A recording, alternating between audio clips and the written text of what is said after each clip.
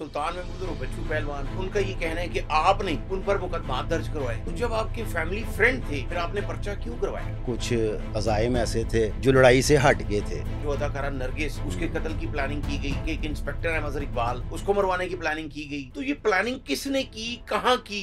उस वक़्त में अदाकारा नरगिस जो थी वो कनाडा में मुकीम थी। बाकायदा उसको यकीन दहानियां करवाई गई। नरगिस की जब आबद बॉक्सर से झगड़ा हुआ, जिसके बाद वो कनाडा चली गई, उसके बाद किसने उसको पाकिस्तान बुलवाया? टीपू ने। आरफ हमीद टीपू ने उसको पाकिस्तान बुलवाया। और वो घर बाद में गई थी, टीपू के अड्डे पे एयरपोर्ट से डायरेक्ट आई थी। जो आबिद बॉक्सर से नरगिस की लड़ाई थी, जो टीपू ट्रका वाला था, उसकी चूंकि आबिद बॉक्सर से उस वक्त पड़ चुकी थी, तो इस वजह से नरगिस को बुलवाया गया। जी बिल्कुल, यही वजह थी। और क्या वजह हो सकती है? अगर टीपू ट्रका वाला खुद उसको बुलवा रहा है, उसको सिक्योरिटी भी दे रहा है, फिर उसको कत्ल करवाने की प्लानिंग क्यों करेगा? ये मुझे तब समझ आई जब यही चीज मेरे साथ हुई, तब समझ आ गई। दुबई में प्लानिंग हुई और इतने इतने बड़े नाम लिए, क्या आप उस प्लानिंग में या उस वक्त जब आप टीपू के साथ थे आप मौजूद थे? जिस तरह आपने ये फरमाया कि नरगिस को कत्ल करवाना था, इंस्पेक्टर मजहर इकबाल को, अफजाल का नाम लिया आपने, अफजाल गुजर का, तो इसके फायदे क्या हासिल होने थे? और वो काफी देर चला था मामला। बॉक्सर की, आबिद बॉक्सर और अफजाल गुजर की। हाँ जी, उस गाड़ी की वजह से हाँ, आपस में चपकलिश हुई। हाँ, ये सारा प्लान मैंने और उसने करना। ये आप बहुत बड़ी बात कर रहे हैं। और ये कोई आज की बात नहीं है। 2006 में ये CIA मॉडल टाउन में खुद मैंने गिरफ्तारी दी थी। उनके पास फिर मैंने ये सारे इंकशाफात। आप भी उस प्लानिंग में शामिल थे कि गोगी भट्ट को मारा जाए? मैं शामिल था। आप उसकी मोहब्बत में गोगी भट्ट को मारने के लिए तैयार हो गए? हाँ जी। अगर वहाँ पे वो प्लान हमारा कामयाब हो जाता, गोगी भट्ट साहब वाला, तो मेरे ख्याल से मैं आज तक अंदर ही होता वहाँ पे। ये आप उन पर इल्जाम तो नहीं लगा रहे? ये इल्जाम आप तब कह सकते थे अगर ये बात मैं आज कर रहा होता। यानी आपने 2006 में उमर विरक के सामने ये सारा इंकशाफ किया? सब बातें मिसल का हिस्सा है। मजहर इकबाल का आरफ हमीद टीपू ट्रका वाले के साथ अच्छा ताल्लुक था, तो वो उसको भी कत्ल करवाने की कोशिश में था। हाँ। क्यों? ये क्यों का जवाब ही तो हमें भी लेके बैठ गया। अकील और गोगी भट्ट, उसको भी कत्ल करवाने की प्लानिंग की गई, आपने ये कहा। तो ये कहाँ हुई प्लानिंग? उसमें कौन कौन शामिल था? ये प्लानिंग दुबई की थी इनकी। गोगी भट्ट उस वक्त दुबई में मुकीम था, हमें दुबई ले जाया गया। 1 बाय 1 हम गए। बच्चू जो आजकल सुल्तान महमूद और बच्चू पहलवान, सुल्तान महमूद, यार वो तो मैं उनको जानता हूँ, वो नमाजी परहेजगार, हाँ, इस तरह के हैं। हाँ, गेम प्लानर है ना। चेन मिली थी इनको गोगी भट्ट तक पहुंचने की, वो बच्चू पहलवान के ही थ्रू थी सारी। वो पिस्टल की जो मुकम्मल लाइन थी ना, वो भी बच्चू साहब की थी। ये भी आप अल्फन कह रहे हैं? हाँ जी, जो अपने बेटे फतेह के सिर पे हाथ रख के इन्होंने कसम दिलवाई इंस्पेक्टर फयाज साहब को। टीपू साहब ने कसम खाई और कहा कि मैं सारी जिंदगी तेरे घर का पानी भरूंगा कि मेरा ही काम कर दे 2 बंदे, एक उस्मान भट्ट और दूसरा खालिद चिट्टा, ये मार दो। कभी कोई पंचायत, कोई सुलह की बात नहीं हुई आपकी मौजूदगी में? टीपू साहब के मुंह के अल्फाज से ये मैं उनके वर्ड्स आपको बता रहा हूँ। जिस दिन मेरी अख बंद हो गई ना, तो मेरी औलाद नू सड़क ते बहा के सारी प्रॉपर्टी थे मेरे मामिया ने बह जाना। मैं ये देखता हूँ कि उसकी सही, ये वाली बातें बिल्कुल सच थी। आज तक अगर इस घर की सुलह ना होने की वजह वो इनके मामू ही हैं, एक बच्चू साहब और एक ये साथ वाले अड्डे वाले भाई, काला दाई वाला इस्लामपुरे का, उसको मेरे लिए तैयार किया गया। मेरे ऊपर भी हर किस्म का पर्चा दिया गया। अस्सलाम वालेकुम नाज़रीन, मैं हूं आपका मेजबान शिराज निसार। नाज़रीन, आपने बहुत से किस्से और वाकयात सुने होंगे अंडरवर्ल्ड के, गैंगस्टर्स के, लेकिन बहुत से नौजवानों को नौउम्री में इस्तेमाल किया जाता है, उसके बाद उनको मरवा दिया जाता है, और जब तक उनको ये समझ आती है कि उनको ब्रदरहुड के नाम पर, भाईचारे के नाम पर सिर्फ इस्तेमाल किया जा रहा था, तो उस वक्त तक बहुत देर हो चुकी होती है। आज हमने अपने स्टूडियो में एक ऐसे ही नौजवान को बुलवाया है जो एक अरसा तक आरफ अमीर उर्फ टीपू ट्रकावाला के साथ रहा, उसका भाई बना रहा।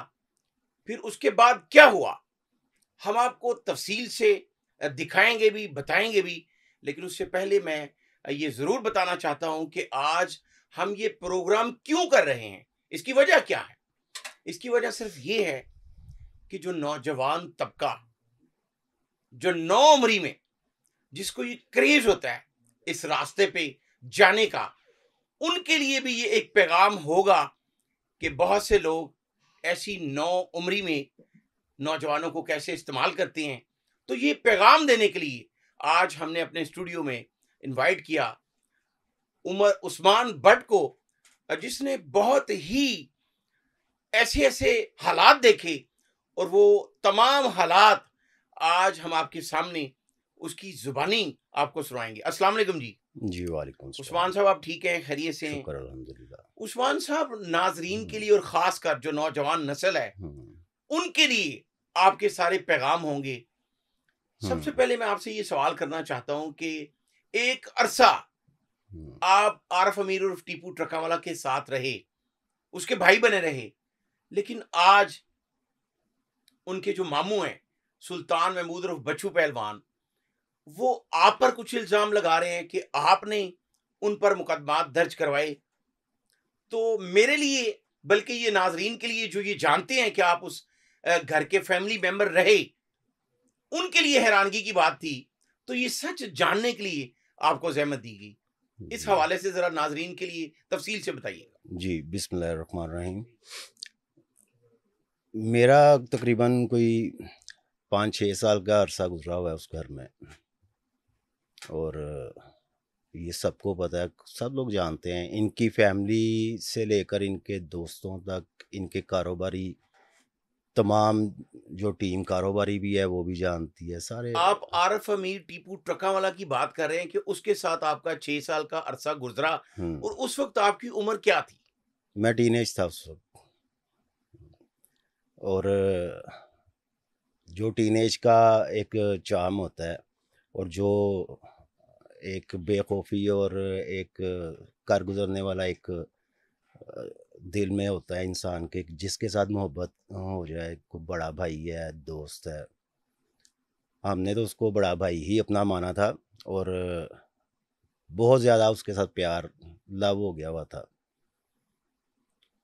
और आपको पता है उस एज में इंसान सोचता नहीं है, जहाँ से प्यार मिलता है और जो अच्छा लगता है इंसान को, उसको इंसान अपना रोल मॉडल भी बनाता है। बिल्कुल, जिस तरह हमने अपना प्रोग्राम शुरू करने से बात फौरी सबसे पहले यही कहा कि टीन एज में जो बंदा किसी के साथ इस तरह इन्वॉल्व होता है, उसके जज्बात ऐसे होते हैं कि वो उसके साथ भाईचारे में उसके साथ आगे निकलता है। बस हमारे साथ भी कुछ ऐसा ही था, क्योंकि वो मैं देख रहा हूँ, तब भी देखते थे लेकिन तब फील नहीं होता था, आज फील होता है, क्योंकि उसके बाद फिर वो सब कुछ हमारे साथ भी हुआ। तो आज ये चीज़ नज़र आती है कि इस फैमिली को ना हमदर्दियाँ बटोरने का एक फ़न भी आता है और शौक़ भी है हमदर्दियाँ बटोरने की। टीपू ने भी कुछ इसी तरह की बातें ही करनी होती थी हमारे साथ कि मैं अकेला हूँ, मेरे साथ कोई नहीं, मेरा भाई कोई नहीं, मेरी औलाद छोटी है, मेरी लड़ाई बहुत बड़ी है, मैं अकेला कैसे करूँगा, मैं अकेला कैसे लड़ूँगा।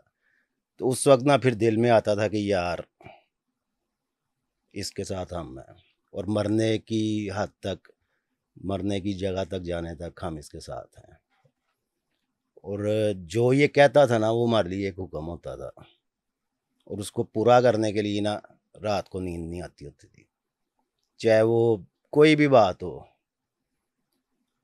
तो हमने भी कुछ इस तरह ही उसके साथ बिल्कुल एक वफादारी के साथ, उस एज में वफादारी के अलावा और कोई बात ज़हन में नहीं आती थी, क्योंकि ना कोई रास्ते नज़र आते हैं उस एज में, ना वो चालाकियाँ और वो तेज़ तरारियाँ वो उस एज में इंसान को आती हैं। सिर्फ एक ही चीज़ का पता था कि ये भाई है और ये अकेला है, और इसके साथ हमने लड़ना है, इसके साथ मिल के हमने लड़ना है, इसके मुखालफों के साथ।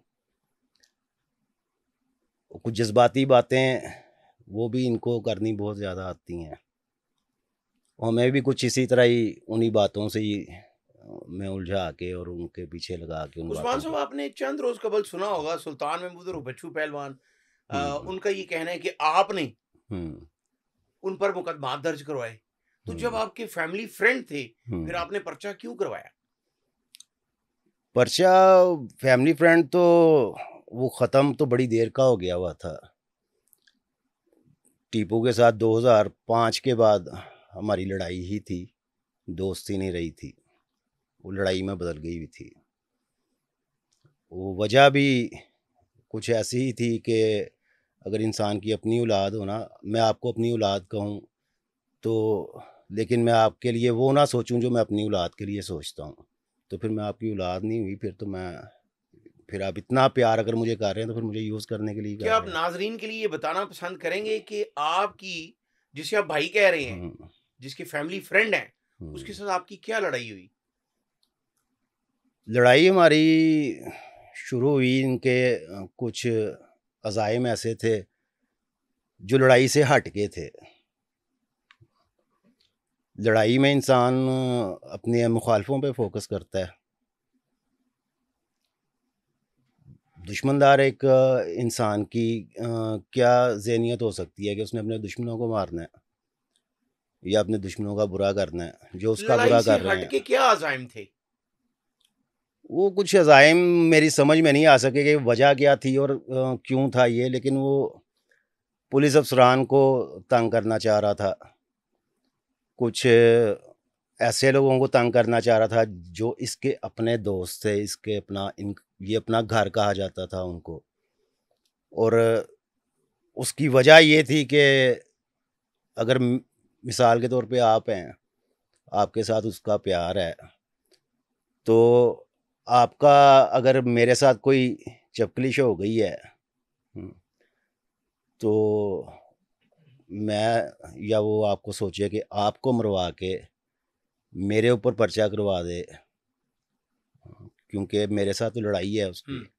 तो आप तो दोस्त हैं, अगर मेरी आपके साथ लड़ाई हुई है, तो वो आपको मरवा देगा सिर्फ़ इसलिए, आप उसके दोस्त हैं, आपको इसलिए सिर्फ़ मरवा देगा ताकि आपका पर्चा मेरे ऊपर हो सके। बट साहब, आपका एक सोशल मीडिया पे एक क्लिप बड़ा वायरल हुआ, बहुत से लोगों हुँ, के हमें फ़ोन आए, व्यूज़ भी आए कि इस हुँ, हवाले से बात करें।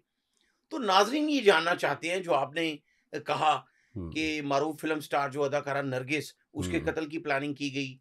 फिर हुँ, आपने उसी में कहा कि एक इंस्पेक्टर है मज़हर इकबाल, हुँ, उसको मरवाने की प्लानिंग की गई। हुँ, फिर उसके बाद आपने ये कहा कि जो बहू लाडे का भाई है, हुँ, अफ़ज़ाल गुज्जर, जो हुँ, एमएसएफ का रहनुमा भी रहा है, हुँ, उसको कत्ल की प्लानिंग की गई। हुँ, तो ये प्लानिंग किसने की, कहाँ की? ये नाज़रीन की दिलचस्पी के लिए ज़रा तफ़सील से बताएँ। और आपने जो बताना है, हुँ, वो हल्फ़न बताना है। चूँकि बाद अफ़राद का ये भी आप पर इल्ज़ाम है, बहुत से सहाफ़ियों पर भी है कि जी हुँ, आप जो है वो ये भट्ट ग्रुप के कहने पे कर रहे हैं। हुँ, आपने ये साबित करना और हल्फ़न बताना है कि आप जो भी हुँ, कहेंगे, आप हल्फ़न कहेंगे। हुँ।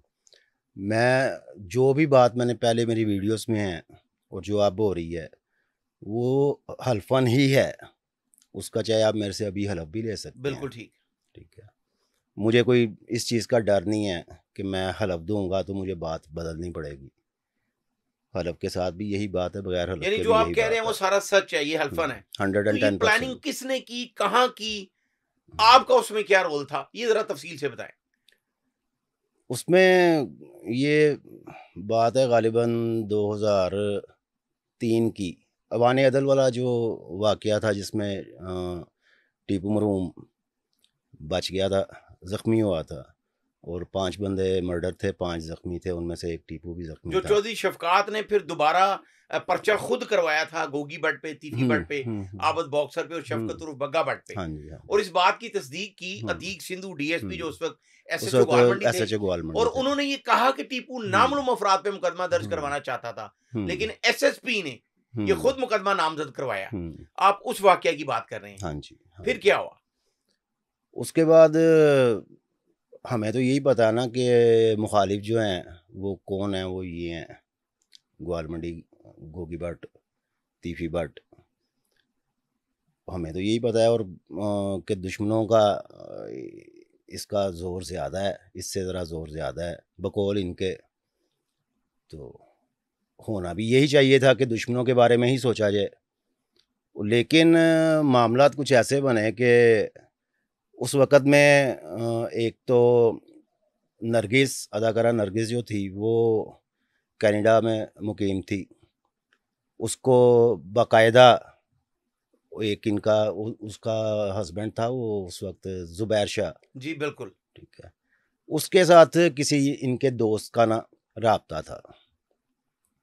वो राब्ते क हुए इनके वहाँ पे, उसको बाकायदा खुद उसको तैयार किया गया, उसको यकीन दहानियाँ करवाई गईं उसको हर किस्म से किस्म की सिक्योरिटी देने का वादा किया यानी गया। नरगिस की जब आबद बॉक्सर से हम्म। झगड़ा हुआ, हाँ जिसके हाँ बाद वो हाँ, कनाडा उसके चली बाद गई, कनाडा चली गई। उसके बाद किसने उसको पाकिस्तान बुलवाया? टीपू ने। आरफ हमीद टीपू ने उसको हाँ जी, पाकिस्तान हाँ बुलवाया? जी, हाँ जी। अच्छा। जब वो कनाडा से पाकिस्तान फ्लाइट उसकी उतरती है ना, तो एयरपोर्ट से लेने भी टीपू की ही सिक्योरिटी जाती है उसको। हम्म। ठीक है। और वो घर बाद में गई थी, वो टीपू के अड्डे पे एयरपोर्ट से डायरेक्ट आई थी। मुलाकात हुई इनकी वहाँ पे, उसके बाद वहाँ से गई वापस ये घर अपने टीपू की ही सिक्योरिटी में। उस रात रात तकरीबन मेरे ख्याल से कुछ 10:30-11 बजे का टाइम होगा जब ये इसको लाया गया वहाँ पे। तो फिर एक और जानी मानी शख्सियत लाहौर की, मैं नाम नहीं लेना चाहूँगा, वो आप हिस्ट्री खंगालेंगे तो आपको वो भी पता चल जाएगा कौन था वो। उनको वहाँ बुलाया गया, उनको नरगिस के साथ पूरी उनकी मीटिंग करवाई गई, सिटिंग करवाई गई। नरगिस की सिक्योरिटी उनके हवाले की गई टीपू की तरफ से, टीपू के घर बैठ के ये सब कुछ।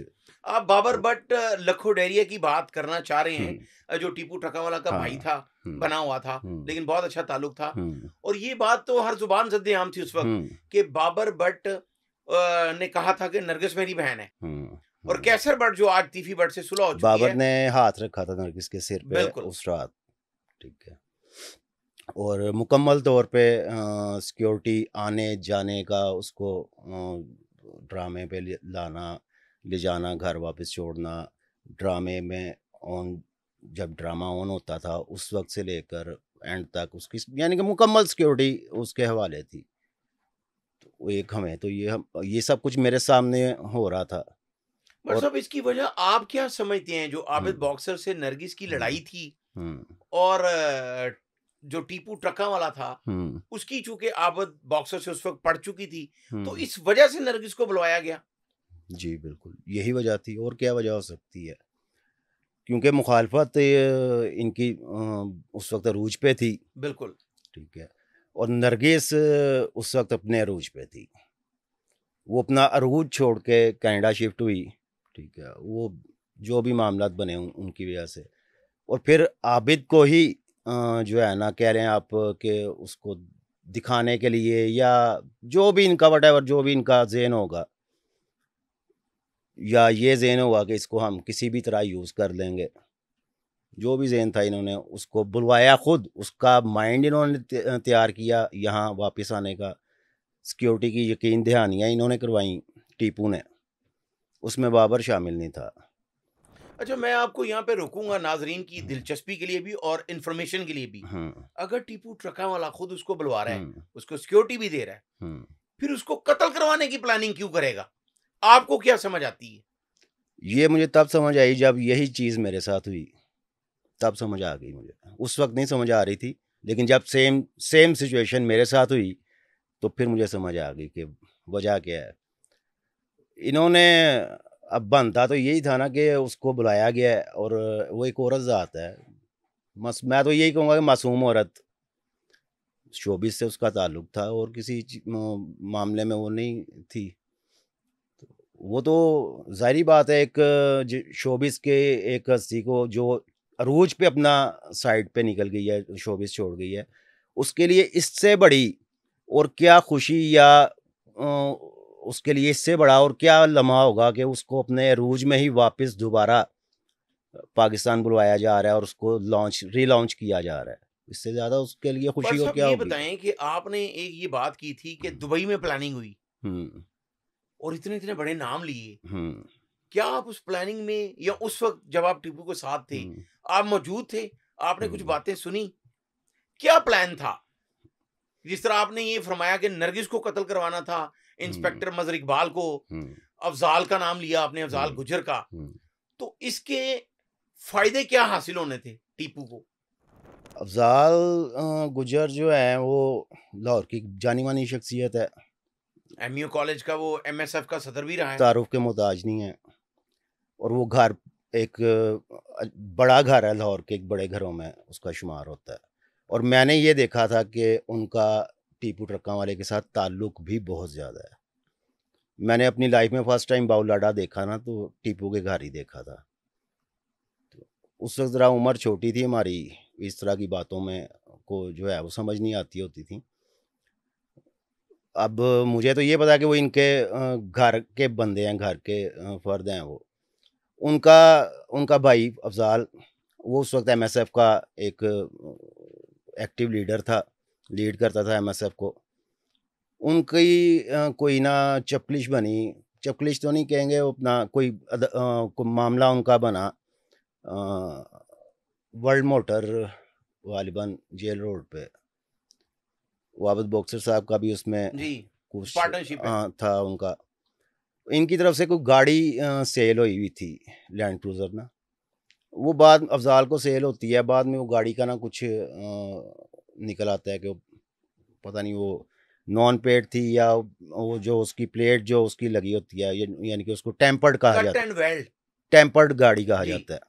वो निकल आई वो, तो वो ओरिजिनल पैसों में गई हुई थी, ठीक है, यानी कि सही ओरिजिनल गाड़ी, वो निकल आई टेम्पर्ड।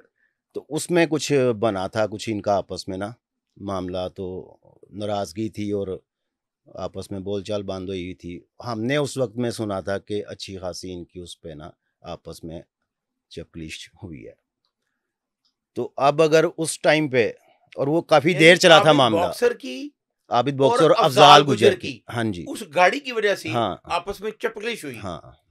जी तो उस वक़्त में हमने काफ़ी इस बारे में सुना हुआ था। तो अगर उस वक़्त में जो मामलात चल रहे थे, ठीक है, अगर अफ़ज़ाल गुजर को कोई चोट पहुँचती या मर्डर हो जाता, तो डायरेक्ट एफआईआर गोगी आबिद ब बॉक्सर पे होनी आबद थी। बॉक्सर पे। और उसमें उसमें इसमें अफ़ज़ाल गुजर वाले वाक़ये में इनका कहना था कि आबिद बॉक्सर के साथ गोगी भट्ट का भी पर्चा होगा, ठीक है। नरगिस वाले मामले में सिर्फ़ आबिद बॉक्सर तक का इसका ज़हन था कि वो सिर्फ़ आबिद बॉक्सर तक पड़ेगी, उसमें गोगी भट्ट की इन्वॉल्वमेंट होनी मुश्किल हो जाएगी।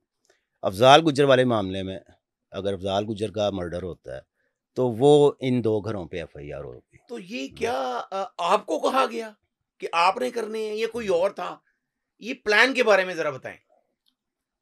मेरा एक दोस्त था, उस वक़्त में एक मर्डर हुआ था शेखुपुरे में, गफूर थोड़ा इंस्पेक्टर। इंस्पेक्टर गफूर थोड़ा, हुँ। वो उसका मर्डर हुआ था बिल्कुल। वो मेरा एक बड़ा अच्छा दोस्त बन गया हुआ था वो लड़का।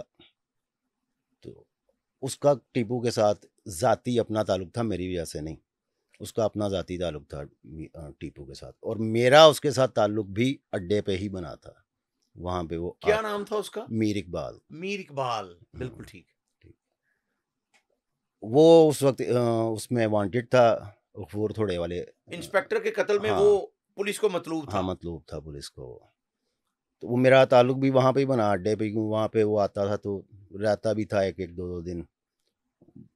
यानी कि अच्छा प्यार था इसका मैं उनके साथ। बार-बार ये रिपीट करूँगा कि ये सारी बात आप हल्फ़न कर रहे हैं।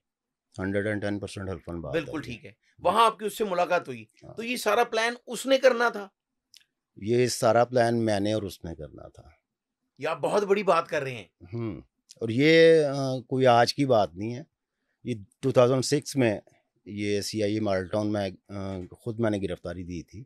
आप खुद पेश हो गए थे हाँ जी। सीए बॉल्टॉन में, हाँ जी, हाँ जी। और आप उस वक़्त 2005 की बात कर रहे हैं, 6 की? 6 की उस वक़्त थे एसपी उमर विरक। उमर विरक। आप उमर विरक के पास पेश हुए। उस वक़्त वो डीएसपी थे सीआईए माडल टाउन के। बिल्कुल ठीक है। इंस्पेक्टर फ़याज़ साहब थे, ठीक है, जो वफ़ात पा चुके जो हैं अब। वफ़ात पा चुके जी। हैं, मरहूम अल्लाह पाक ग़रीक़ रहमत करे उन्हें।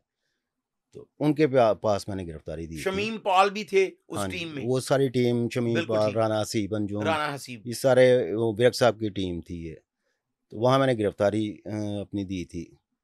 उनके पास फिर मैंने ये सारे इंकशाफात किए आपने थे। ये सारे इंकशाफ हुँ, डीएसपी जो सीए थे उस वक़्त हुँ। उमर विरक, हाँ जी, उनके सामने ये किए। हाँ जी। ये रिकॉर्डेड है और मिसल का हिस्सा है ये, ठीक है। आज से 19 साल, तकरीबन 19 साल पहले। और उसमें एक ये 2 बातें, और साथ एक पुलिस फ़ोर्स के बड़े जाने-माने दलेर ऑफ़िसर हैं, मज़हर इकबाल, इस टाइम मेरे ख्याल से डीएसपी हैं, इंस्पेक्टर मज़हर इकबाल। इंस्पेक्टर हैं मज़हर इकबाल। वो इनके बड़े ताल्लुक वाले थे टीपू के। लेकिन फिर वही सवाल आ गया कि मज़हर इकबाल का हम्म, आरफ हमीद टीपू ट्रका वाले के साथ अच्छा ताल्लुक था, बिल्कुल। तो वो उसको भी कत्ल करवाने की कोशिश में था। हाँ, क्यों? ये क्यों का जवाब ही तो हमें भी लेके बैठ गया। इस क्यों की वजह से ही लड़ाई पड़ी टीपू के साथ। और ये क्यों का जवाब जो था ना, तब मुझे मिला था ना आज तक मेरी सोच में भी नहीं आ सका। सोचा मैंने काफ़ी है इस बारे में, लेकिन मुझे नहीं अंदाज़ा हो सका कि ये क्यों का जवाब क्या है। और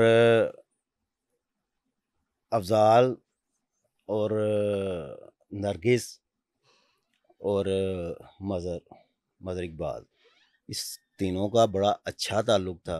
नरगिस को तो इन्होंने ख़ुद बुलाया था, उसकी सिक्योरिटी की जिम्मेदारी उठाई थी, उसको यकीन दहानियाँ करवाई गई थी कि उसका बुरा नहीं होगा, वो इनके साथ हैं, सिक्योरिटी इनकी है। लेकिन वो समझ ये आती है कि वो तो एक अदाकारा थी, उस बेचारी का बनना भी कुछ नहीं था अगर उसको मर्डर कर दिया जाता। उस्मान भट्ट साहब, इस पे हम तफसील से आएंगे, इस पे हम्म, डिटेल बात करेंगे। आपने ही अपने एक बयान में ये कहा कि आजकल जो हॉट इशू है हम्म, ख्वाजा अकील उर्फ गोगी भट्ट, हम्म, तो उसको भी कत्ल करवाने की प्लानिंग की गई, हम्म, आपने ये कहा। हम्म, तो ये कहाँ हुई प्लानिंग, उसमें हम्म। कौन कौन शामिल था? ये प्लानिंग दुबई की थी इनकी। गोगी भट्ट उस वक्त दुबई में मुकीम था। तो पाकिस्तान से बाकायदा हम 3 दोस्त थे, हमें दुबई ले जाया गया। 1 बाय 1 हम गए।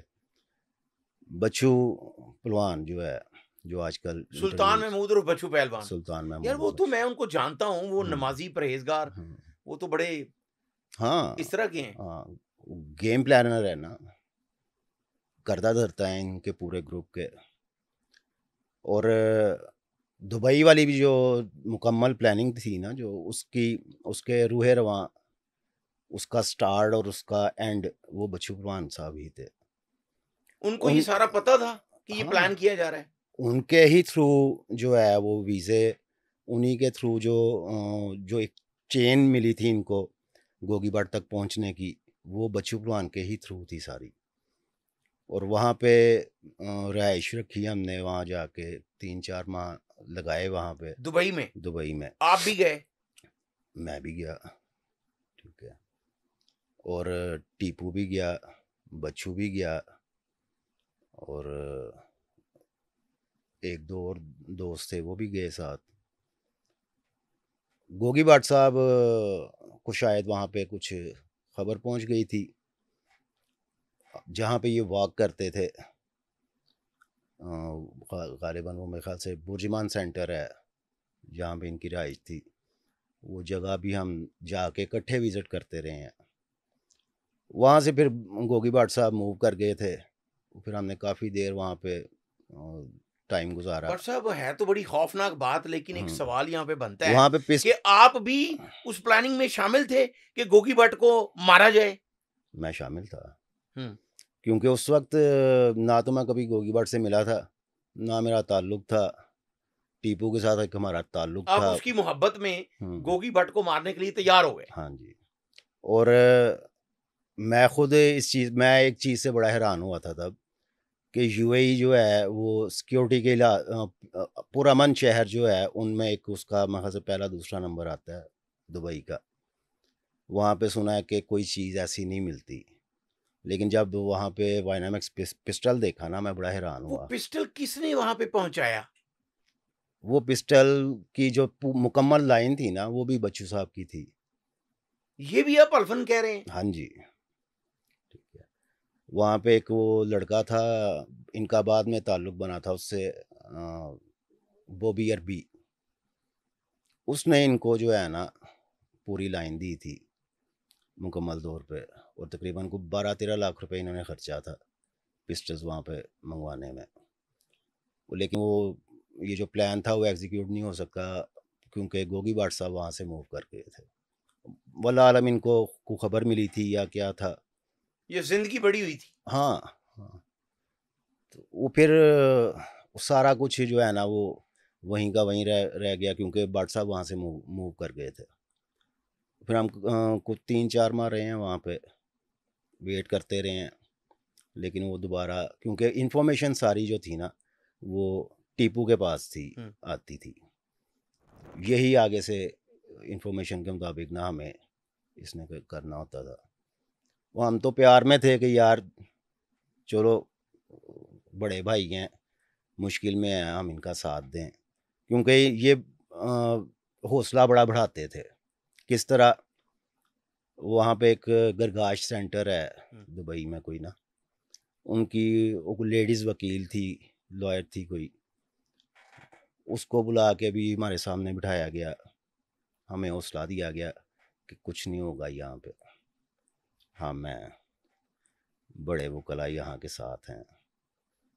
कुछ ताल्लुकात ऐसे थे इनके जो वहाँ की रॉयल फैमिलीज़ में बैठते उठते थे, तो उनके साथ मुलाकातें करवानी, उनके सामने ये बातें करनी, उस चीज़ से हौसला ही बढ़ता है ना इंसान का। वो आज समझ आती है ना कि ये सब कुछ क्यों था। तो अगर वहाँ पे वो प्लान हमारा कामयाब हो जाता गोगी भट्ट साहब वाला, तो मेरे ख्याल से मैं आज तक अंदर ही होता वहाँ पे, क्योंकि वहाँ के जो रूल्स हैं, जो वहाँ पे लॉ का जो वहाँ पे जितना तगड़ा किस्म का वहाँ पे लॉ का सिस्टम है, यानी कि ये सारा कुछ कंप्लीट होता है और ये सब उसमें हिस्सेदार थे।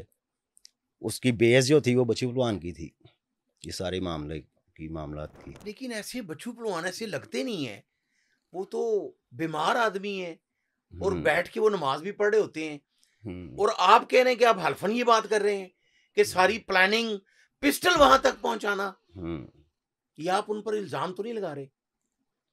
ये इल्ज़ाम आप तब कह सकते थे अगर ये बात मैं आज कर रहा होता। यानी आपने 2006 में उमर विरक के सामने ये सारा इंकशाफ ये किया? सब बातें मिसल का हिस्सा हैं। जब आपने सीआईए में इंकशाफ किया तो कौन कौन सा अफसर उस वक्त आपके सामने आया जिसने ये सारी बातें सुनी? उसमें विरक साहब सबसे पहले, क्योंकि वो इंचार्ज थे सीआईए मॉडल टाउन के। उसके बाद फयाज साहब, क्या नाम है उनका, शमीम पॉल, राना हसीब, राना हसीब, जो आपने बताए अभी सारे नाम। साथ एक इनका दोस्त था टीपू का, मलक खुशी मोहम्मद, इंस्पेक्टर थे वो मलक भी। खुशी मोहम्मद, बिल्कुल ठीक है। अच्छा, मुझे एक बात याद आ गई मलक खुशी मोहम्मद साहब के नाम से, वो इनके सिफारशी थे, मलक खुशी मोहम्मद। और एक और ऑफिसर थे, अब आके मुझे पता चल रहा है कि वो जावेद विरक साहब थे। जावेद विरक साहब जो उमर विरक के कजन थे। हाँ हाँ हाँ। वो टीपू टकमवाला के दोस्त थे। हाँ। तो आपके इस इंकशाफ के बाद टीपू को हिरासत में ले लिया गया? जब ये इंकशाफात हुए थे ना, तो जब टीपू को वहाँ लाया गया तो आमने सामने हमें बिठाया गया। ठीक है। जब ये सब बातें हुई, टीपू के सामने ऑफिसर सब बैठे हुए थे, तो अब जो टीपू के दोस्त यानी कि सिफारिशी बन के आए हुए थे ना जो ऑफिसर्स, उनमें मलक खुशी मोहम्मद साहब बहुत ज़्यादा क्लोज थे टीपू के। टीपू को वहाँ से पहले उठाया जाता है। ठीक है। ये सब बातें होने के बाद तो पता नहीं, गालिबन विरक साहब ने ही पूछा था या किसी और अफसर, लेकिन मेरे ख्याल से विरक साहब की ही आवाज़ थी। मलक खुशी मोहम्मद साहब से सवाल किया गया कि हाँ जी तान की लगता है, तो मलक खुशी मोहम्मद साहब के अल्फाज क्या थे कि एने सब कुछ कराया है, ए हकीकत गल्लां ने, मैंने तो यह समझ आई। यानी जो कुछ आपने इंकशाफ किया, मलक खुशी मोहम्मद ने तस्दीक की कि ये ठीक कह रहा है। हाँ, उन्होंने कहा कि मुझे लग रहा है कि ये हुआ है, ये सब कुछ बातें ये सच है। क्योंकि जब आप सच बात करते हैं ना, तो ऑफिसर्स की ट्रेनिंग क्या है, बॉडी लैंग्वेज, एक्सप्रेशन, ये सब चीज़ों से ये जज करते हैं ना। तो उन्होंने किया होगा जज। तो मलक खुशी मोहम्मद साहब का ये अल्फाज थे कि नहीं ऐसा ही है, ਇਹ सब गल्लां होईयां ते ऐ सब कुछ सच है, मैनू ऐ समझ आ रही है। ये मलक खुशी मोहम्मद साहब के अल्फाज थे। उस वक्त ऑफिसर्स सारे ही बैठे हुए थे। उस्मान भट्ट साहब, आपने बड़े सनसनीखेज इंकशाफात किए हैं। अब आते हैं उसी मुकदमे की तरफ कि हम्म, सुल्तान महमूद उर्फ बच्चू पहलवान, जो हम्म, आरफ अमीर टीपू के मामू हैं, हम्म, वो आज आप पर ये इल्जाम लगा रहे हैं हम्म, कि जो मुकदमा दर्ज हुए, आपका एक भाई मर्डर हुआ। हम्म, पहले वो बताएं हम्म। कि आपका भाई बासत, बासत नाम था गालबन उसका, यासर, यासिर। यासर को किसने कत्ल किया हम्म, और आपने जो मुकदमा दर्ज करवाया वो किस पे करवाया? हम्म। अब इस बात से पहले मैं आपको एक बात और करना चाहूँगा। चांद पहलवान एक जो बड़ा। वही पहलवान का बेटा बना हुआ था, हम्म, रावी रोड का रहायशी था, वो किला हाँ, लक्ष्मण सिंह का। वहाँ रावी रोड पे ही मर्डर हुआ था वो। जी। ठीक है। उसका पर्चा जो था वो किस पे हुआ था? मुदई ये थे, टीपू ग्रुप। उसका उसकी एफआईआर किस पे हुई थी? आमर भट्ट पे। आमर भट्ट जो इनका कजन है। इनका कज़न है, फर्स्ट कज़न है इनका। हाँ जी। और मैंने उस वक़्त हमारा बहुत ज़्यादा प्यार था, और मैंने उस वक़्त में बाहर, जो क्योंकि मैं दुबई था उस वक़्त, तो राब्ते होते रहते थे इधर-उधर पाकिस्तान में। कुछ दोस्त ऐसे थे जो सीआईए के बड़े क्लोज़ थे, उनसे भी राब्ते थे।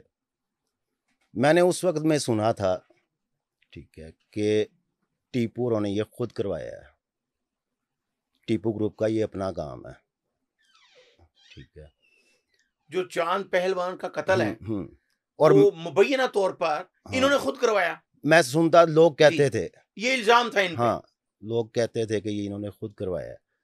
तो मैं खुद ये बात उस वक़्त करता था कि ये कैसे हो सकता है? नहीं, नहीं, मैं खुद इस बात पे ना पहरा देता था। आप क्योंकि उस वक्त हुँ, उनके साथ थे। कि नहीं, ये किवें हो सकता है? एंड फलां ये वो जो हमें पता होता था, इनकी तरफ से बताया जाता था, हमें फ़ीड किया जाता था। फिर वो हम लोगों जो इस तरह की बात करते थे, हम उसको आगे से जवाब देते थे। उसमें उसके मर्डर में जो इंकशाफ़ात हुए बाद में, यानी कि सामने आई चीज़ें, उसमें इनके अपने ही लड़के शामिल थे। एक लड़का था जो इन्होंने शूटर हायर किया था, राजू, जिसने पैसे लिए थे चाँद को मारने के। वो कहाँ का रहायशी था? रह लाहौर का ही था। हाँ, लाहौर का ही था। साथ इनका एक लड़का था बासित। ठीक है।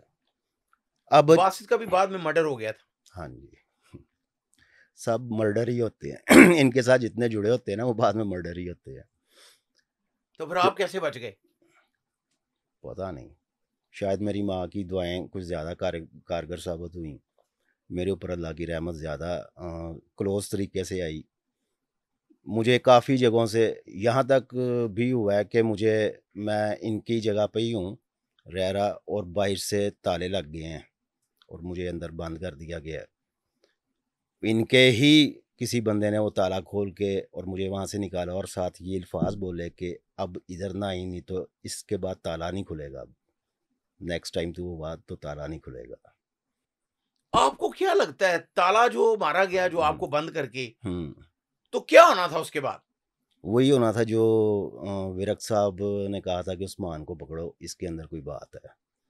जो अपने बेटे फ़तेह के सिर पे हाथ रख के इन्होंने कसम दिलवाई इंस्पेक्टर फयाज साहब को कि अपना बेटा इसका छोटा नहीं फ़तेह, हम्म।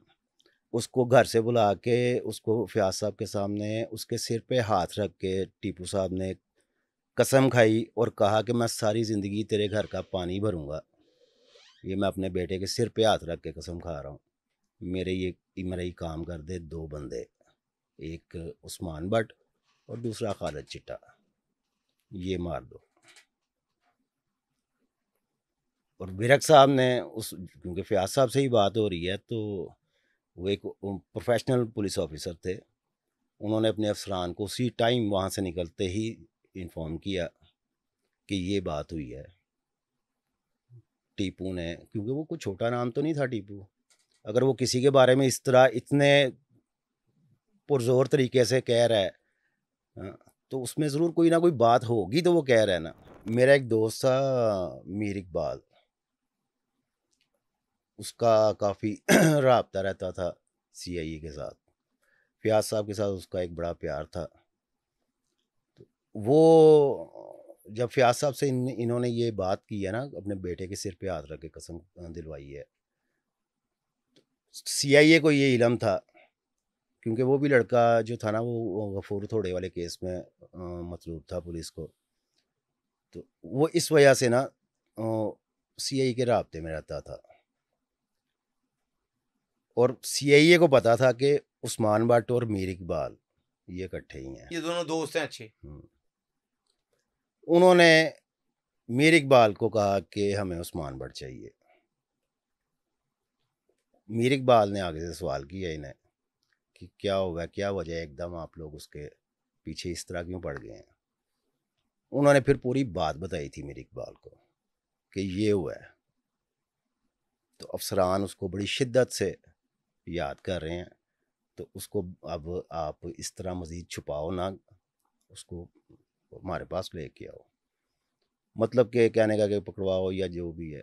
मुझे बहरहाल मीर इकबाल ने ये सारी बात बताई कि यार ये बात हुई है,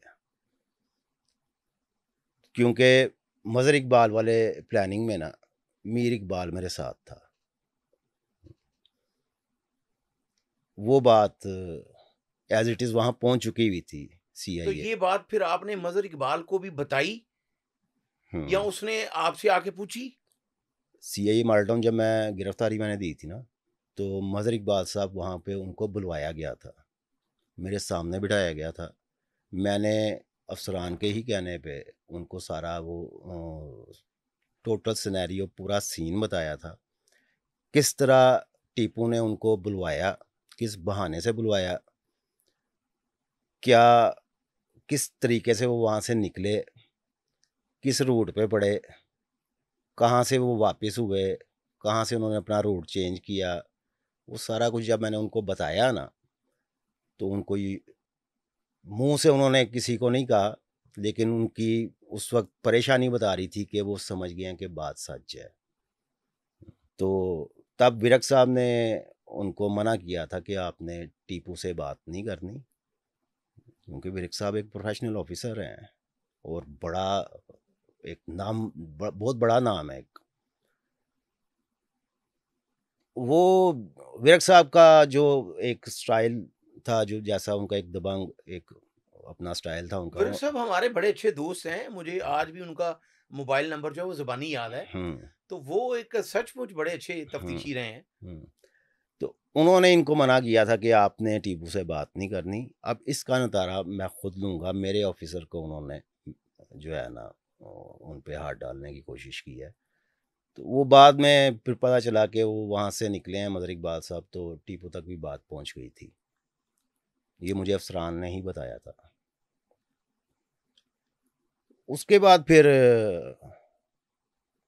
हम तो आप फिर अलग हो गए? नहीं, अलग नहीं हुए थे, क्योंकि उस ना करने की वजह से ना, क्योंकि एक चीज़ का हम उसके साथ डन कर चुके हैं कि हाँ हम करेंगे, लेकिन हम करना नहीं चाहते थे, क्योंकि वो एक फोर्स पुलिस ऑफिसर हैं। तो आपने ये सोचा कि सीधा रास्ता यही है कि पुलिस को बताया जाए और आगे अपना भी रास्ता सीधा किया जाए? हाँ, और फिर किया भी यही। ठीक है, तब तक मुझे नहीं पता था कि ये मेरा इस बात पे ना ये मेरा सोचेगा, मेरा बुरा करेगा। मैंने नहीं किया अगर ये काम, बाकी कामों से तो मैंने इनकार नहीं किया था। सिर्फ इस चीज़ से मैंने इनकार भी नहीं किया, मैंने इसको जो है ना डॉज कर दिया मैंने। आज मैं ये बात कहूँगा। आपने बहुत अच्छा किया। ठीक है। अगर इस तरह का कोई भी काम हो तो नहीं करना चाहिए। हाँ। उस्मान भट्ट साहब ये बताएं, आप एक अरसा रहे साथ, कभी कोई पंचायत, कोई सुलह की बात नहीं हुई आपकी मौजूदगी में? किसकी तरफ से इनकार होता रहा? टीपू के साथ ना मेरा कुछ ऐसा प्यार बन गया हुआ था, नीचे एक जिम बनाया हुआ था हमने ना, मशीन वगैरह रखी हुई थी, कुछ डंबल डुम्बल्स ये वो पूरा एक जिम बनाया हुआ था हमने नीचे।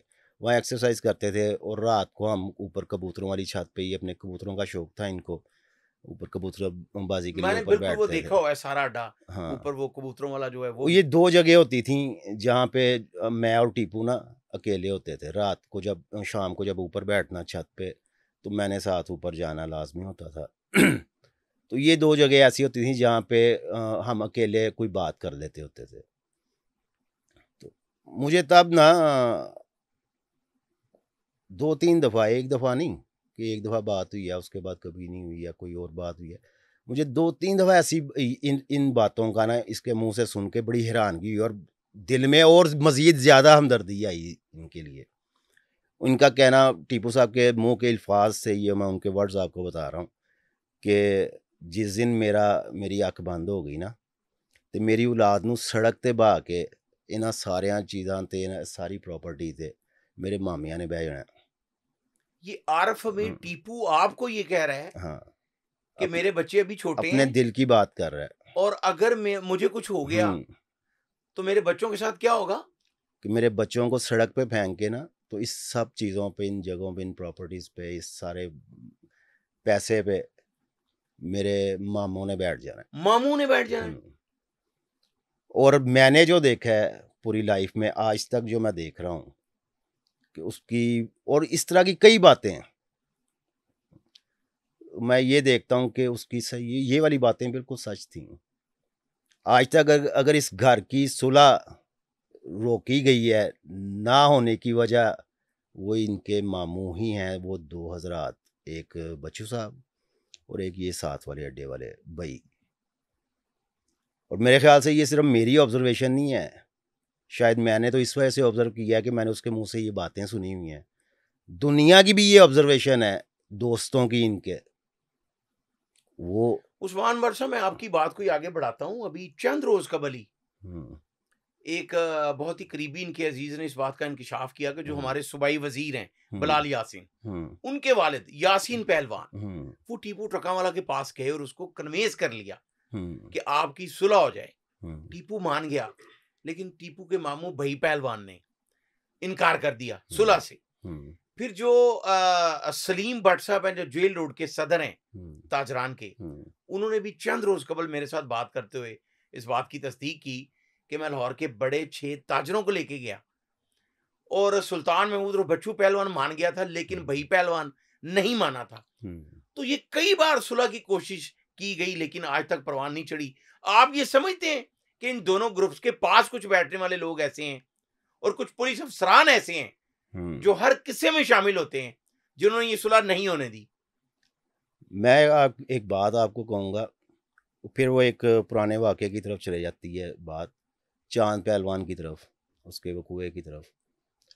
ये वो दौर था ऐवान अदल के वकूए के बाद का, जब चौधरी शफकात जो है वो टीपू का चचा बना हुआ था। तब जब चांद पहलवान कत्ल होता है ना, तब भी सुलह की बातें हो रही थी। ठीक है, तीफी भट्ट साहब कुरानी मानी हलफ दे रहे थे इनको। ठीक है, और काफ़ी हद तक ग्राउंड क्लियर हो चुकी हुई थी सुलह की। यानी वो टीपू को ये हलफ दे रहे थे कि बिल्ला ट्रकावाला के कत्ल में भट्ट ग्रुप का कोई ताल्लुक नहीं। हाँ, और एफआईआर में भी, और हकीकत भी यही चालान तक किसी जगह पे उनका कोई नाम नहीं। होता क्या है, ये बातें हो रही हैं तो अचानक चांद पहलवान कत्ल हो जाता है। अब वो बंदा था जो एक बेज़रर आदमी था, मॉडल नहीं होते जैसे मॉडल, और बड़ा वफादार था। वो भारतीय अदाकारा जो है वो आई थी यहाँ पे, आपको उर्मिला, याद होगा, उर्मिला। तो वो चांद के साथ वो शेरों के पास बैठ के वो तस्वीरें बनाती रही, हमें याद है। अब जब चांद पहलवान मर्डर होता है ना, तब तक टीपू कन्विंस हो चुका हुआ था सुलह के लिए, वो एग्री था। हाँ, उसको, क्योंकि जो बात मैं पहले आपको बताई है ना कि वो उसके ज़हन में ये बातें थी कि अगर मेरी आंख बंद हो जाएगी ना, मेरे बच्चे छोटे हैं, इस सब पे मेरे मामिया ने आके बह जाना ते मेरी औलाद नूं उन्होंने सड़क ते बहा देना। वो इन बातों, इस डर की वजह से ना वो कन्विंस हो गया हुआ था और वो चाहता था कि सुलह हो। जब चांद पहलवान कत्ल होता है ना, तब सुलह की बात हो रही थी और टीपू काफ़ी हद तक कन्विंस हो चुका हुआ था। तो भाई पहलवान ने ये अल्फाज बोले थे कि हुण ते मेरा पुत्र भी कत्ल हो गया है ते हुण नहीं, घर दे बच्चे मर्डर हो रहे हैं। उस वक़्त में इस सुलह को रोका भाई पहलवान की तरफ से गया था, बच्चों की तरफ से रोका गया था। और ये उस वक्त का तो मैं खुद आई विटनेस हूँ, क्योंकि टीपू के कुछ दिल की बातें भी मुझे पता है, मेरे साथ कर देता होता था वो। तो वो मर्डर जो था वो वही बात मैं आपको बता रहा हूँ ना कि वो एक बेज़रर आदमी था, पहलवानों का मॉडल था वो पहलवानों का। उसका ना मुखालफत में कोई रोल था, ना उसको किसी मुखालफ को उसकी टेंशन थी। ये होता है ना कि यार ये बंदा इस फैमिली में ऐसा है जो हमें जोड़ सकता है, इसके अलावा पहले इसको मरवाओ फिर इसको मरवाएंगे। वो चांद पहलवान तो बेचारा एक बेज़रर आदमी था, वो बस कपड़े कुपड़े पहन के तस्वीरें खिंचवाता था, उसको शौक था। वो फिर वही बात आ जाती है कि जब कहा गया कि ये इस घर में ही है कत्ल, टीपू के घर में ही कातिल हैं उसके, तो फिर आज मैं सोचता हूँ ना तो फिर समझ आती है कि यार फिर चांद पहलवान उस वक्त क्यों कत्ल हुआ था, क्योंकि इसके मामों की तरफ से ही इनकार होता था सुलह का, और वो इसके मामों का ही वो बेटा बना हुआ था। वो फिर इस चीज़ को बेस बनाया गया था तब कि जी हूं ते अपने बच्चे भी कत्ल हो गए ना। यानी आपके कहने का जो मकसद मुझे समझ आ रहा है हम्म कि टीपू टक्का वाला हम्म कई बार सुलह के लिए राजी हुआ, हम्म तो उसके करीबी रिश्तेदारों ने सुलह नहीं होने दी। हाँ, और ये मेरी ऑब्जर्वेशन नहीं है, वही बात आई थी ना कि मैं सोच रहा हूँ शायद मुझे इन बातों का पता है तो मेरे जहन में ये बात आती है। मैंने काफ़ी लोगों से ये डिस्कस हुई, तो काफ़ी लोगों को मैंने देखा है, 80% को मैंने देखा है कि उनको उनकी ऑब्जर्वेशन ये है कि इसके मामे जो है ना टीपू के, वो सुलह नहीं होने देते। बट साहब एक दो सवाल आपसे मैं बड़े जरूरी हैं। हम्म एक तो आपने सुल्तान महमूद उर्फ बच्चू पहलवान पर जो हम्म मुकदमा दर्ज करवाया, हम्म सुल्तान महमूद उर्फ बच्चू पहलवान का कहना है कि मेरे ऊपर झूठे मुकदमा दर्ज करवाए गए। हम्म आप क्या कहते हैं इस हवाले से? सर इसकी भी एक थोड़ी सी हिस्ट्री पीछे चले जाती है। मेरे भाइयों को मर्डर करवाने के लिए इसने, टीपू ने मेरा ही एक दोस्त, बड़ा क्लोज दोस्त मेरा, उसको पैसे भी दिए गए, बकायदा उसके घर गोली चलवाई गई पहले, ठीक है। उसके बाद उसको, क्योंकि अब मेरी उससे ना किसी बात पे दोस्तों की हो जाती है आपस में, और हम मेरा पुराना दोस्त है वो, और उससे पहले भी और उसके बाद भी हमारी 20 दफ़ा लड़ाई हो चुकी है आपस में। तो कभी उसके घर गोली नहीं चली, ना उससे पहले ना उसके बाद, लेकिन तब चल गई थी। तो उसके ज़हन में ठग करके मेरा ही नाम आया कि मैंने करवा दिया, या कर दिया या करवा दिया। तो उसने इनको शिकायत की मेरी कि देखें ये कर गया मेरे साथ। तो इन्होंने उसको बुला के पैसे भी दिए, राइफ़ल भी दी, ठीक है। और उसने उसी वक्त निकल के मुझे कॉल की कि यार तू मेरा भरा है, तू मेरे नाल इंज कर गया। मैं कहा यार मैं तेरे घर गोली चला गया, तू सोच सकना मेरी माँ मेरी भैन घर बैठी ही है तो मैं उत्थे गोली चलावांगा, तू पागल हो गया है। बात ये फिर उसने मुझे टोटल फिर बताई कि यार ये बात है, तेरे भाइयों का वो मुझसे थड़ा मांग रहा है, टाइमिंग मांग रहा है। कौन? टीपू। आपके दोस्त से हम्म आप ये कह रहे हैं कि टीपू हम्म हम्म आपके भाइयों का थड़ा मांग रहा था? जिंदा जागता इंसान है वो अभी तक, अच्छा। अल्लाह पाक उसे सेहत तंदुरुस्ती दे, बाल बच्चेदार है, वो जिंदा है, उससे कंफर्म कर सकते हैं आप। उसको पैसे दिए गए, उसको यानी क्लैशन जब दी आप गई। टीपू से अलग हो गए, हम्म तो उसके बाद वो आपको या आपके भाई का थड़ा आपके दोस्त से मांग रहा था? ये बात है या 2000, आप हल्फन कह रहे हैं? ये हर बात ये हल्फन है, बिल्कुल ठीक है। पुरानी पुरानी मानी है। और मैं आपको बता रहा हूँ कि वो दोस्त मेरा जिंदा सलामत, और मेरे राब्ते में आज तक उसी तरह ही दोस्त है वो मेरा। क्या उसका नाम बताना इस वक्त आप समझते हैं कि बता देना चाहिए नाजरीन के लिए, या नाम नहीं लेना चाहिए, वो जैसे आप समझते हैं, क्योंकि आप इस आग के रास्ते से गुजर कर यहाँ तक पहुंचे हुए हैं? नाम है उसका इकबाल उर्फ मिठा। इकबाल उर्फ मिठा। मिठा। और फिर यही चीज़ कंटिन्यू हुई, और 2010 में टीपू के मर्डर से 6 महीने बाद, 7 बाद मेरा भाई मर्डर होता है। और जो मर्डर करते हैं, वो जहाँ सिटिंग्स हो रही थी, वो टीपू का दफ्तर था, जिस बाद में बलाज के कई वीडियोस इंटरव्यूज उसी कमरे में हुए हैं जहाँ पे मेरे भाई के लिए प्लानिंगें होती रही हैं। तो मैंने जो इनके ऊपर एफआईआर करवाई वो मेरे ऊपर अटैक था, उसमें मैं सरवाइव कर गया, मेरा दोस्त मर्डर हो गया। मैं एक इनकी तरह का एक बिग फैमिली से मेरा लैंडलॉर्ड फैमिली से ताल्लुक़ नहीं है। एक अच्छी शरीफुल नफ्स फैमिली है हमारी, और सारे भाई मेरे पढ़े लिखे। आपने उस पर्चे में किस किस को नामजद किया? उसमें बच्चू, टीपू, भाई, और एक और इनका दोस्त था, ये सारे अच्छा, नॉमिनेट हैं। उनका ये इल्जाम है कि आपने ये भट्ट ग्रुप के कहने पे मुकदमा दर्ज करवाया, लेकिन आप ये कह रहे हैं कि मैं हल्फन बता रहा हूँ कि ये सारी बात ऐसी हुई, जो प्लानिंग का आपको पता चला। मेरी प्लानिंग को पहली दफ़ा, या मेरे ऊपर अटैक इसने करवाने के लिए पहली दफ़ा ये नहीं था किया, मुसलसल ये होता आ रहा था। और जैसे 5 बंदे मर्डर हो जाते हैं और खाली टीपू बचता है, वैसे मैं भी एक मर्डर हो गया, अल्लाह पाक ने मुझे ज़िंदगी दे दी। तो अगर अल्लाह पाक ने मुझे ज़िंदगी दे दी तो इसका ये मतलब तो नहीं है कि वो मैंने झूठा पर्चा इनके ऊपर करवा दिया है। बट साहब, इसमें एक और भी बात शामिल कर लें कि जो खालिद चिट्टा था, उसकी टीपू के साथ क्या मुखालफत थी? क्या सिर्फ ऐवान अदल वाली जो फायरिंग है, वो टीपू को जो पता चला था कि उसने करवाई है और मुबीन भट्ट शामिल था, हाँ, सिर्फ ये थी क्योंकि उस वक्त आप टीपू के साथ थे, या कोई और भी बात थी? नहीं, टीपू का जो ऐवान अदल वाला जो मर्डर था ना, जो वाक़या था, उसमें खालिद चिट्टे की ही इन्वॉल्वमेंट थी, ठीक है। और गोगी भट्ट, तीफी भट्ट का नाम तो इन्होंने एक वो चौधरी शफकात के कहने पे दिया गया था, जिसके भी कहने पे दिया गया था, वही तो इन्होंने रटा हुआ है, हर जगह पे इन्होंने लेना होता है नाम। वो उसमें इन्वॉल्वमेंट जो थी ना, जो हमने वहाँ पे सुना था, वहाँ पे हम उस वक्त साथ ही थे इनके, वो खालिद चिट्टे के बारे में ही सुना था।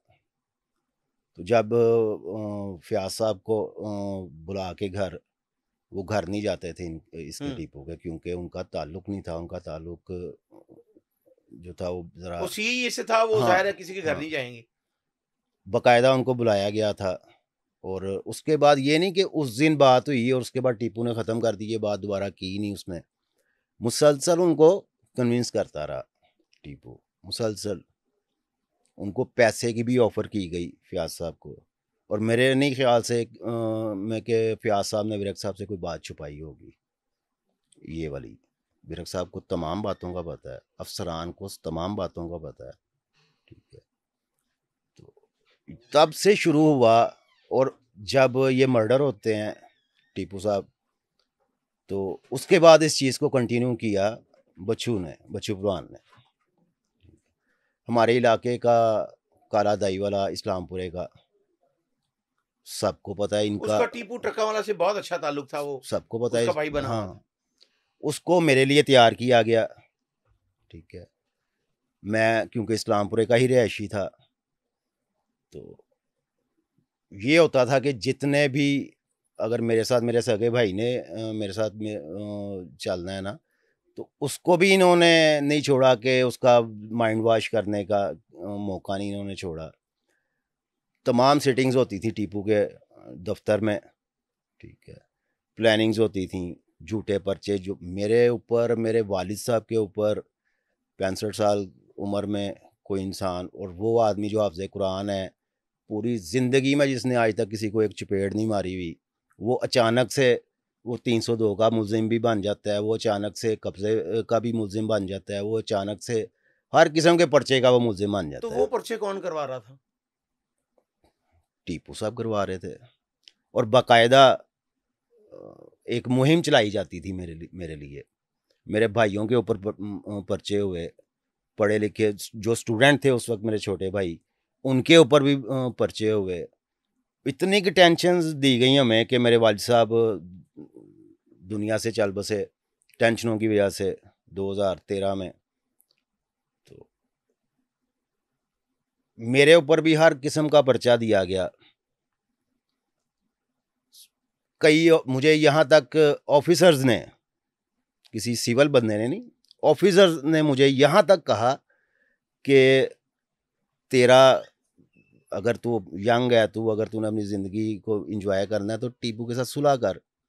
और मैं हैरान हो जाता था कि यार ये इनको तो बात करनी चाहिए हक सच की, ये लोग मुझे बुला के थानों में तो इस तरह कहते हैं। तब समझ आई कि इस तरह होता है, किस्से कहानियाँ नहीं हैं, होता है इस तरह। एक कारोबारी शख्सियत थी, साकिब भट्ट, शालमी के जाने माने हस्ती थी, जाना माना नाम था एक।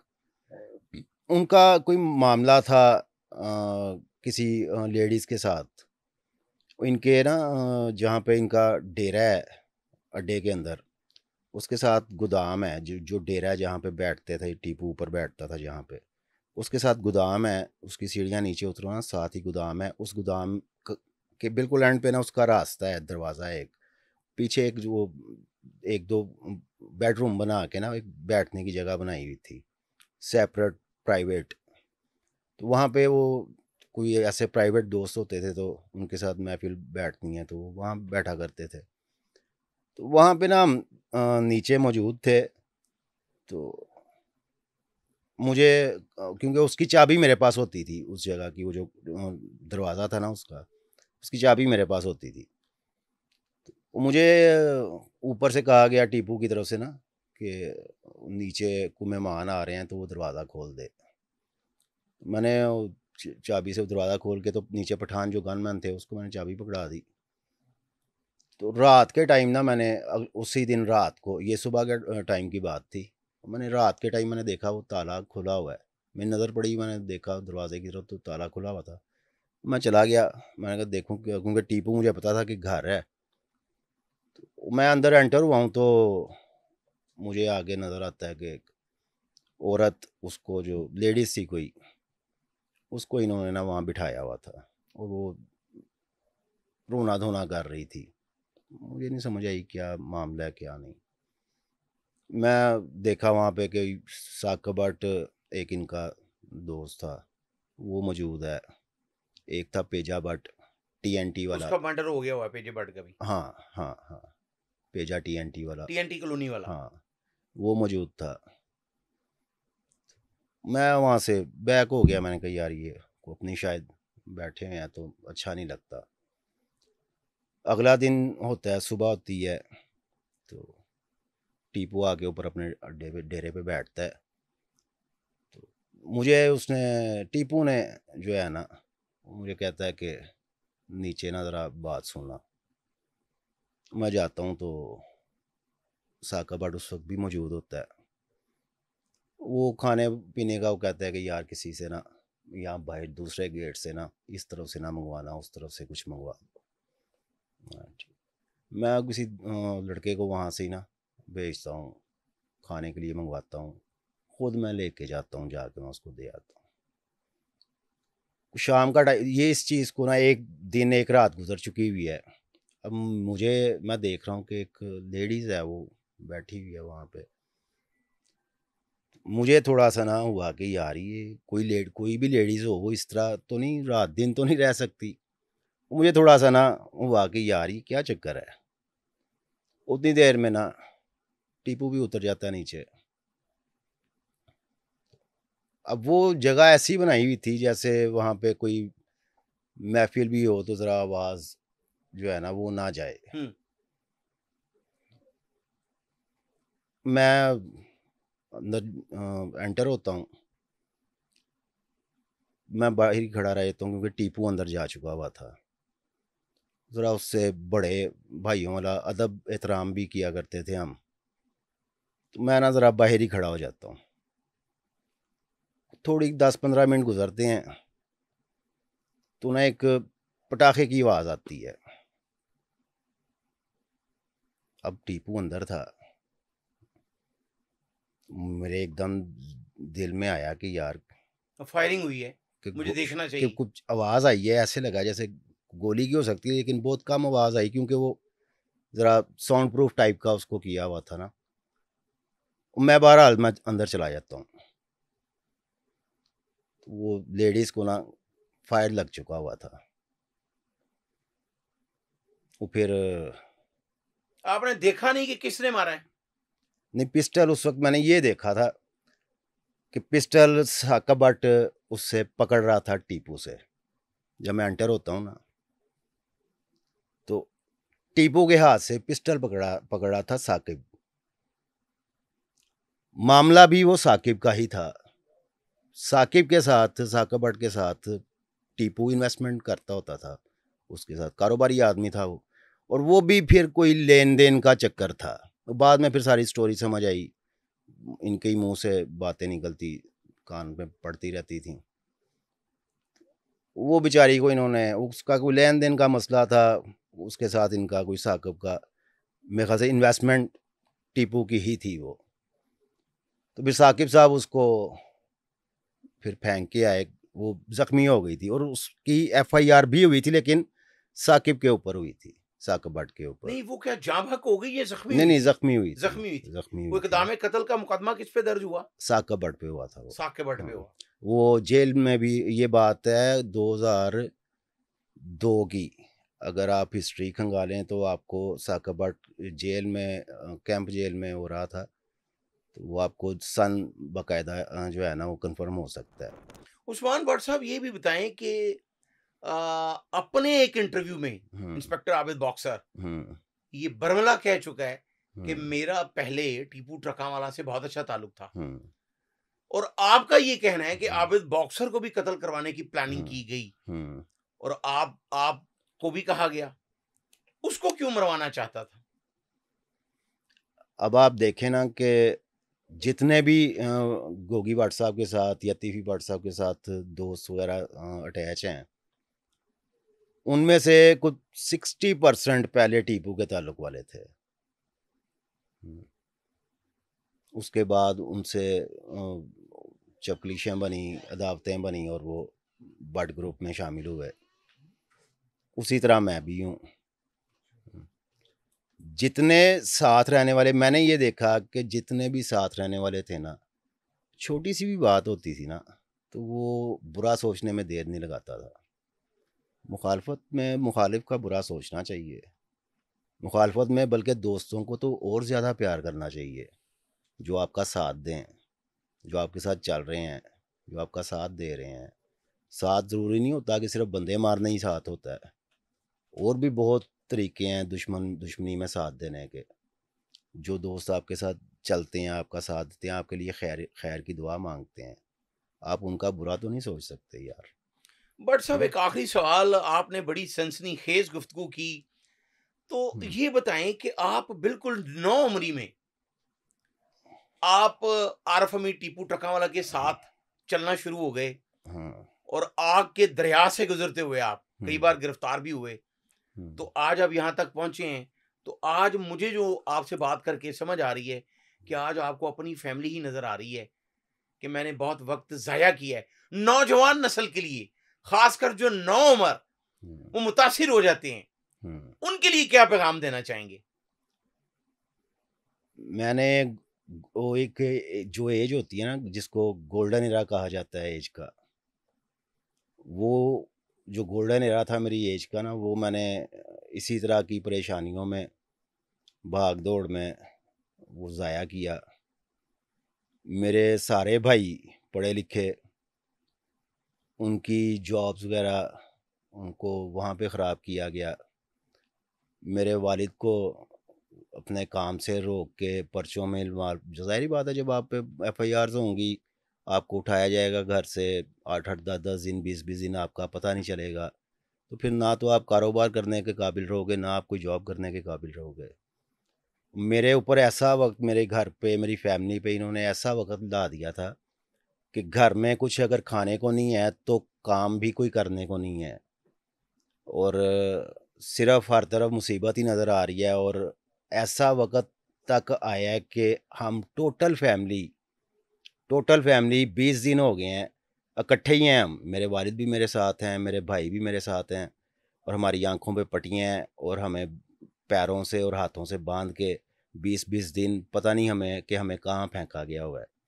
20-20 दिन वो बाद कौन बांधता था? पुलिस? पुलिस के हाथों हमें उठवाया जाता था बिला वजह। कभी भी कहीं भी मेरे घर में पुलिस आना एक ऐसा हो गया हुआ था कि अगर कोई पुलिस की गाड़ी, मेरे घर के बैक पे मेन रिंग रोड है, अगर वहाँ से कोई 2-3 गाड़ियाँ पुलिस की गुजर भी गई हैं ना, तो मेरे मोहल्ले के बच्चे देख के ना तो बाहर आके शोर मचा देते थे कि पुलिस आ गई है आपकी तरफ, वो पुलिस अपने काम के लिए कहीं जा रही है। ये हालात हो गए थे मेरे। मुझे आपकी बात आखिरी सुन के ये समझ आ रही है कि नौजवान नस्ल के लिए आप ये पैगाम देना चाह रहे हैं हम्म, कि वक्त अच्छा हो या बुरा, हम्म, आपकी फैमिली ही आपके काम आती है, उसको आपका दर्द होता है। हम्म। दूसरे लोग नौजवान नस्ल को जो इस्तेमाल करते हैं, और आपका पैगाम उनके लिए ये है कि अपनी फैमिली का साथ दें, शराफत की जो ज़िंदगी है।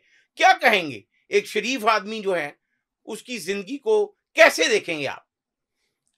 मैंने अपनी लाइफ में तो ये देखा, जब मेरे ऊपर मुसीबत का टाइम आया है ना, जब मेरे भाई मर्डर होते हैं, और इधर से मेरे भाई मर्डर होते हैं, दोस्त मर्डर होते हैं, और मेरे ही घर के ऊपर, मेरी ही फैमिली के ऊपर एफआईआर्स होने लग पड़ती हैं। मेरे वालिद साहब को घर से उठाया जाता है, हार्ट पेशेंट थे वो, शुगर के पेशेंट थे, अल्सर के पेशेंट थे, गुर्दों के पेशेंट थे, जिगर के पेशेंट थे वो। और 20-20 दिन उनका पता नहीं चल रहा कि वो कहाँ हैं। और भाई को मर्डर हुए अभी 2 महीने हुए हैं। यानी पूरी फैमिली आपकी वजह से डिस्टर्ब हो गई, आज तक डिस्टर्ब है। आज तक डिस्टर्ब है। लेकिन अल्लाह ताला आपके लिए आसानियाँ पैदा करे, आप सीधे रास्ते पे आए हैं, हम्म, तो ये बहुत ही अच्छी बात है। वो हज़रत इमाम हुसैन अलैहिस्सलाम का एक फ़िक्रा है, वो एक फरमाते हैं, उनका फरमान है, हम्म, आप फरमाते हैं कि अक्ल सिर्फ़ सीधे रास्ते पर परवान चढ़ती है। हम्म। तो जब बंदा डी ट्रैक होता है, तो उसकी अक्ल उसका साथ नहीं दे रही होती। बेशक। मैं अपना प्रोग्राम ख़त्म करने से पहले हम्म, 2 बड़े अहम पैगाम देना चाहता हूँ। एक पैगाम मेरा पंजाब पुलिस और पूरे पाकिस्तान की पुलिस के लिए है कि जिस तरह हम अक्सर अपने प्रोग्राम्स में ये कह चुके हैं कि हम इस तरह गैंगस्टर के बारे में, दुश्मनदारों के बारे में प्रोग्राम करने का हमारा मकसद क्या है।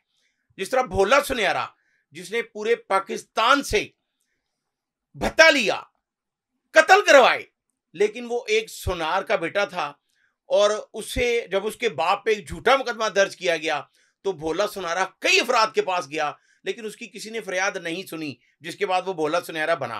मुबीन भट्ट 4,000 रुपए महीने पे एक डोरी बनाने वाले कारखाने में काम करता था। एक सब इंस्पेक्टर अब्दुल्ला पाशा ने शफीकाबाद थाने में उसके खिलाफ किसी के कहने पे एक झूठा मुकदमा दर्ज करवाया, फिर उसने पूरे पंजाब से भत्ता लिया। नाजी भट्ट जो पसरूर का रहने वाला था, एक मिठाई की दुकान पे काम करता था, एक इंस्पेक्टर ने उसके भाई को भट्टी में फेंक दिया, फिर वो ऐसा गैंगस्टर बना कि उसने भी पूरे पंजाब में कत्लो गारत की। अगर हम इसी तरह नाम लेते रहें, हनीफ उर्फ हनीफा और शफीक उर्फ बाबा, जिन्हें टॉप 10 का ब्रेन कहा जाता था, वही हनीफ उर्फ हनीफा बिल्ला ट्रक्का वाला के पास होता था और टीपू ट्रक्का वाले का बेस्ट फ्रेंड था। लेकिन बाद में जब उसको एक कत्ल में जेल भिजवाया गया और टीपू ट्रक्का वाले को उसमें से निकाल लिया गया, तो वो भी फिर उसने जस्टिस निजाम तक को कत्ल किया सिंध में जाके। अगर हम इसी तरह तमाम गैंगस्टर की बात करेंगे तो उनके पीछे कोई और स्टोरी निकलेगी। उस्मान भट्ट की स्टोरी आज सारी सुनने के बाद और आपको बताने का मकसद सिर्फ ये है कि अपने बच्चों को उन पर नजर रखें, और खासकर जो नौजवान हैं, जो हमारी नस्ल है, वो ये समझे कि इस तरह के जो लोग हैं वो सिर्फ आपको इस्तेमाल करेंगे और बाद में आपको ही कत्ल करवाने की प्लानिंग करेंगे। अगर आज उस्मान भट्ट हमारे साथ स्टूडियो में मौजूद है तो ये अल्लाह ताला की करम नवाजी से है। और मैं खासकर ये नाम लेना चाहूँगा कि उमर विर्क, जो इस वक्त डीएसपी सीआईए थे जब उस्मान ने अपनी गिरफ्तारी दी, तो अगर उस वक्त भी उमर विर्क चाहते तो बास अफराद के कहने पे इसका मुबैना पुलिस मुकाबला कर देते, लेकिन उन्होंने नहीं किया, जिसकी वजह से उस्मान सीधे रास्ते पे आया। और हमारे इस तरह के प्रोग्राम्स करने का मकसद सिर्फ ये है कि चाइना में 327 रिसर्च सेंटर हैं, और भी जो कई ममालिक में रिसर्च सेंटर हैं, वो जुराइम पेशा अफराद पे खुद रिसर्च करते हैं और एक ऐसा मैसेज, एक ऐसा थीसिस बनाते हैं जो नौजवान नस्ल को पढ़ाया जाता है कि इस रास्ते पे मत चलें। आखिरी पैगाम एक मैं अमीर बलाज टीपू के भाई अमीर मसहब टीपू के लिए देना चाहता हूं कि मेरे भाई, मेरे भतीजे, ये बात सुनो, समझो, देखो कि अगर आपका बाप कई बार सुलह के लिए तैयार हुआ, आपका भाई अमीर बलाज सुलह के लिए तैयार हुआ, तो अपने इर्द गिर्द नजर जरूर रखो और देखो कई आपके रिश्तेदारों का कई बार नाम आया कि उन्होंने सुलह नहीं होने दी। तो ये आपके सोचने वाली बात है। आप बैरिस्टर हैं, आपको ये सोचना होगा कि अगर कौमे समूद और कौमे आद जो पत्थरों से पहाड़ तोड़ लेते थे और अपने घर बनाए, आज वो सब मौजूद नहीं है। और अल्लाह ताला कुरान करीम में ये फरमा रहा है कि इस जमीन पर अकड़ कर मत चलो, तुमने इसके नीचे ही जाना है। तो हम सब ने, आपने, मैंने, भट्ट ग्रुप ने, सब ने, उस्मान भट्ट ने, हम सब ने कब्र में जाना है। ये पहलवानियां यहीं रह जानी है। तो this is right time to take decision at once कि अपने इर्द गिर्द देखें कि कौन क्या कर रहा है और सीधा रास्ता अपनाएं। मुझे अगले प्रोग्राम तक के लिए इजाजत दीजिए। अल्लाह हाफिज।